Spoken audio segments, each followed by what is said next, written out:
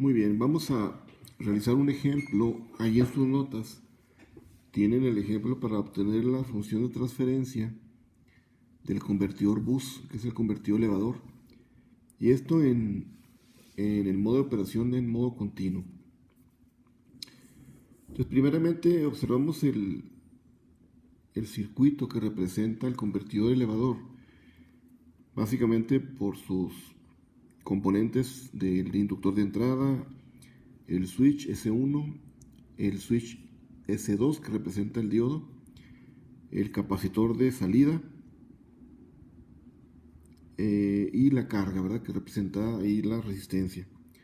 Y aquí es importante también mencionar que aquí se está incluyendo una entrada U2. Entonces aquí tenemos una entrada U1 que es el voltaje y aquí una entrada U2 que es la corriente que demanda básicamente en este caso la carga, ¿verdad?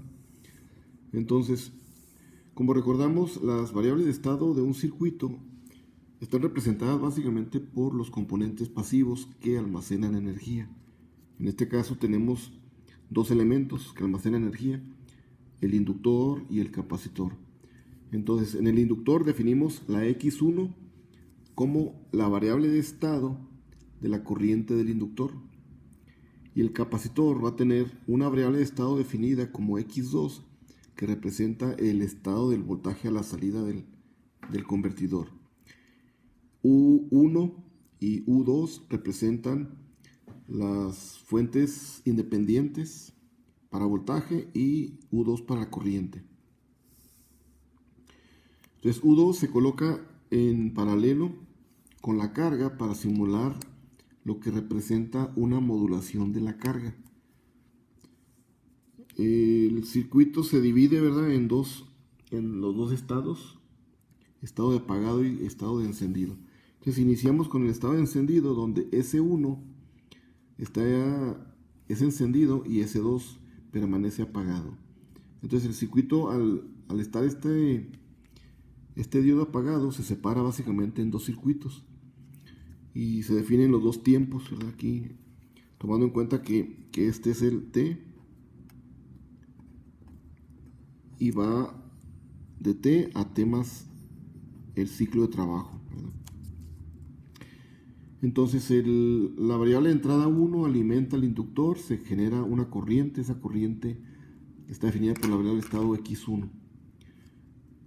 En la salida tenemos el capacitor que alimenta a la corriente, perdón, a la carga que está siendo representada aquí por una corriente U2 de entrada. Entonces, de estos dos circuitos que quedan en el estado de encendido, se definen las variables de estado. Entonces, la X1, en este caso, aquí es la derivada de la variable de la corriente.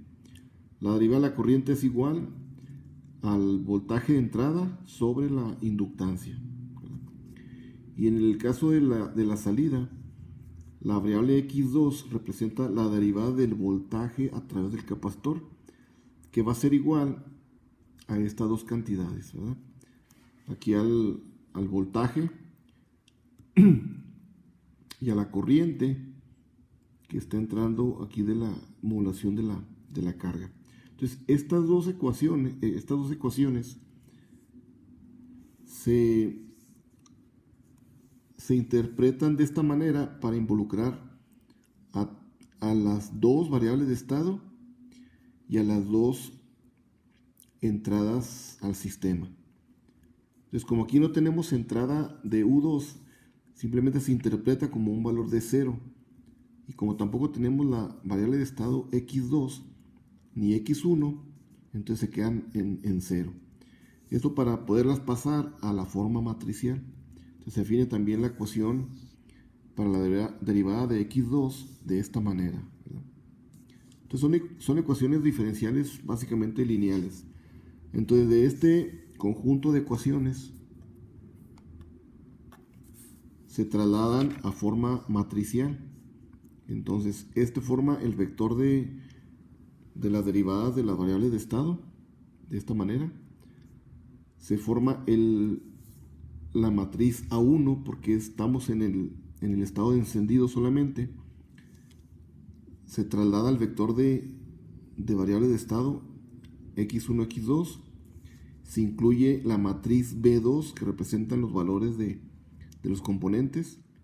Y la matriz, perdón, el vector de las entradas U1 y U2, ¿verdad? Entonces por aquí vamos a tener ceros debido a que en algún caso U1 o U2 no tienen entrada, ¿verdad? Dependiendo de los circuitos. Entonces similarmente esto lo vamos a repetir, pero en el estado de apagado, donde encontramos que nuestro circuito queda de esta manera. Se abre el switch S1, se cierra el switch 2. Similarmente, este sería el estado el intervalo del apagado. Definimos las ecuaciones que involucran las variables de estado x1 y x2, sus entradas, en donde se interpretan. Entonces despejamos las derivadas de las variables de estado para que nos quede en estas ecuaciones o en este sistema de ecuaciones. De esta manera vamos a pasar estas ecuaciones para interpretarlas y podamos involucrar a x1, x2, u1, u2. En algunos casos van a ser 0. x1, x2, u1 y u2. Y representan las ecuaciones diferenciales lineales. Ahora este conjunto de ecuaciones se transfieren en forma matricial y nos queda de esta manera, donde ahora vemos que aparece la matriz A2, B2, los vectores de las derivadas de las variables de estado, el vector de las variables de estado y el vector de entradas.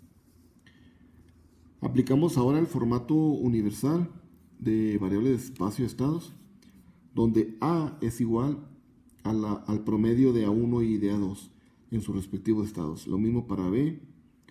Entonces combinamos en forma matricial para darnos aquí el resultado de la matriz A y de la matriz B. Entonces en forma canónica, esto es a lo que debemos llegar, a esta ecuación.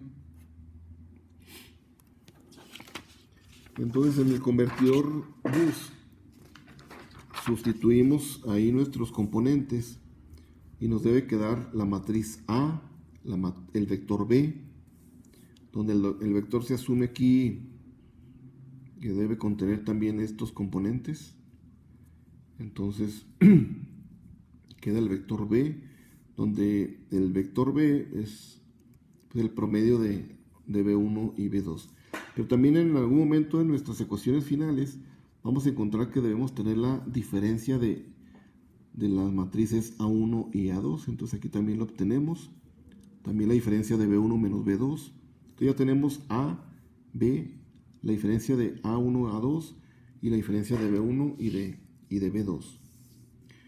Y nuestro vector de salida, representado aquí por un vector renglón, que es el vector C, que nos va a dar simplemente un vector de 0 y 1. Entonces, del sistema que habíamos definido originalmente de ecuaciones, nosotros debemos llegar a esta expresión. Y ponemos nuevamente. Nosotros debemos llegar a esta expresión, ¿verdad? Entonces ya tenemos el vector C, tenemos la matriz A, la diferencia de A1 a A2, de B1 B2 y de C1 C2. Entonces todo lo que tenemos ya del convertidor en sus matrices lo vamos a sustituir para que nos quede básicamente esta operación, ¿verdad? Aquí encontramos que lo que estamos buscando es la relación de X2, que es el voltaje a la salida, con respecto al ciclo de trabajo. Entonces tenemos el vector C, tenemos ahí la inversión de la matriz, que es el producto de S por la matriz identidad por la A. Y luego tenemos por ahí otra de las... este es el vector de la matriz A. Y multiplica a la diferencia de la matriz A1 menos A2 por la matriz, por el vector de variables de estado. Entonces se simplifica de esta manera. Este es el determinante de esta inversión de la matriz. Entonces, al realizar la inversión de una matriz, tenemos estos dos componentes, ¿verdad? Ahí se hace la manipulación.